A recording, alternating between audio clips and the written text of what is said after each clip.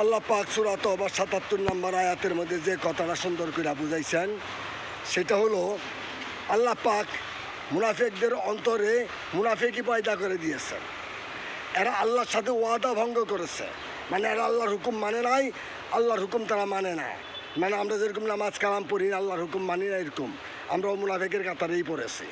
তারপরে এদের সাজা থাকবে হাসরের মাঠ যেদিন আল্লাহর সাথে দেখা না হওয়া পর্যন্ত, মানে হাসরের মাঠ পর্যন্ত এদের মুনাফিকি থেকে যাবে। তারপরে বুঝাইছেন এরা মিথ্যাবাদী। এরা কি মিথ্যাবাদী? এরা মিথ্যা কথা বলতে ভালোবাসে, সবসময় এরা বাস্তবে মিথ্যা কথা না বলে টাটকা মিথ্যা কথা। তাই আল্লাহ পাক মিথ্যাবাদীকে কিন্তু দেখতে পারেন না।